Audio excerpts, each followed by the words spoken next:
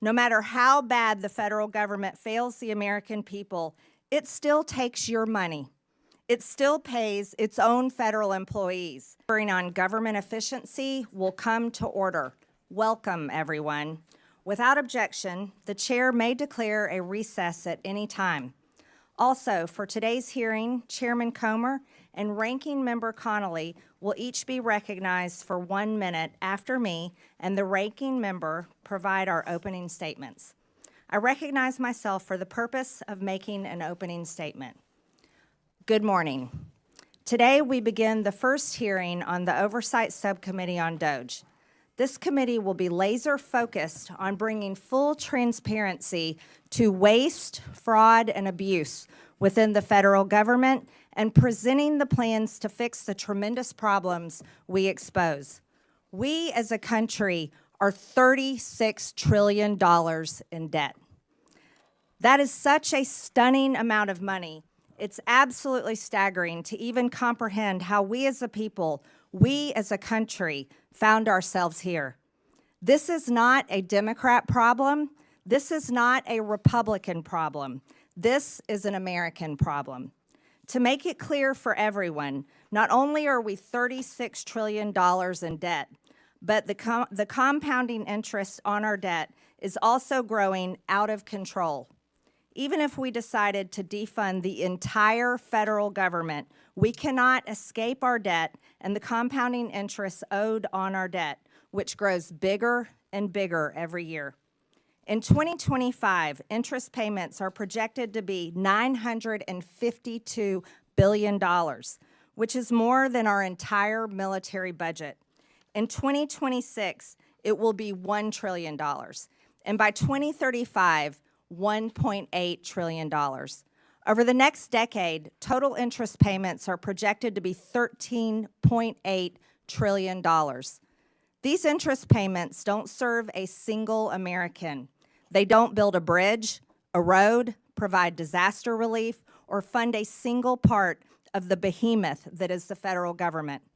These interest payments pay our masters who own our debt, and the American people are in debt slavery to everyone who owns our debt. Our crippling national debt and massively growing interest on our debt will destroy us. Not destroy one political party or the other, it will destroy all of us together. It drives inflation, making life unaffordable for Americans struggling to financially survive. It is crippling small businesses struggling to be successful. Our massively growing debt and interest are the chains and shackles harnessed to every American and their children and every generation to come. But first, let us be brutally honest about how this massive debt came to be in the first place. It came from Congress and from elected presidential administrations. And I believe enslaving our nation in debt is one of the biggest betrayals against the American people by its own elected government. The American people's anger over this betrayal is what gave birth to the concept of DOGE, the Department of Government Efficiency. In fact, DOGE became a major part of President Trump's campaign and led to his overwhelming victory in November. Every day, Americans go to work. They run businesses. They have to earn their paycheck. No one guarantees it. And if they don't do a good job, they get fired. They also have to pay their bills, credit card debts, balance their checkbooks, and scrap and save every penny they can in order to plan for that rainy day and hopefully retirement one day. Private businesses only survive on hard-earned income by serving their customers so well that their customers pay them for the services and products they consume. If that business fails, its employees lose their jobs and paychecks, and the owners lose their business and everything they risked along with it. Many go bankrupt in this process and lose everything. No one bails them out.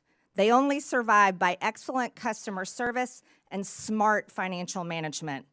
This is the real world that most Americans live, work, and survive in every day.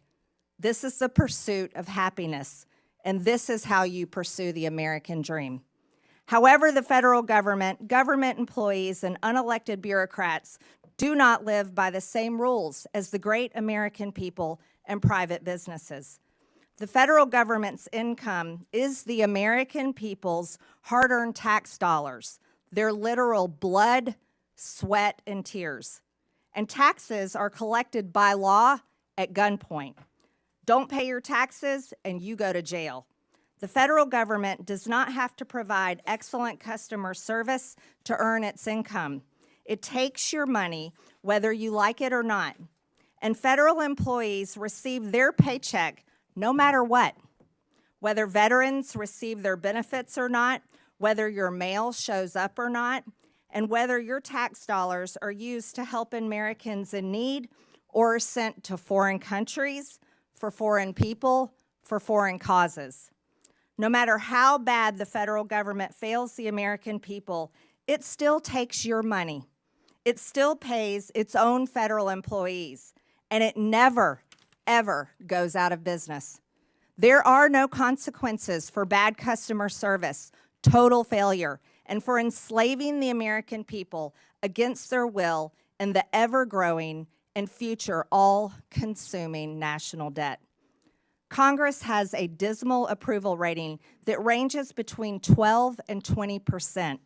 I don't blame the American people one bit for their sentiment and disgust. The American people will be watching this committee and how we tackle one of the biggest problems of our time. While we are a committee made up of the opposite far-reaching corners of Congress, we were each elected to serve and represent the American people and how their hard-earned tax dollars are spent. We as Republicans and Democrats can still hold tightly to our beliefs, but we are going to have to let go of funding them in order to save our sinking ship. This is not a time for political theater and partisan attacks. The American people are watching. The legislative branch can't sit on the sidelines.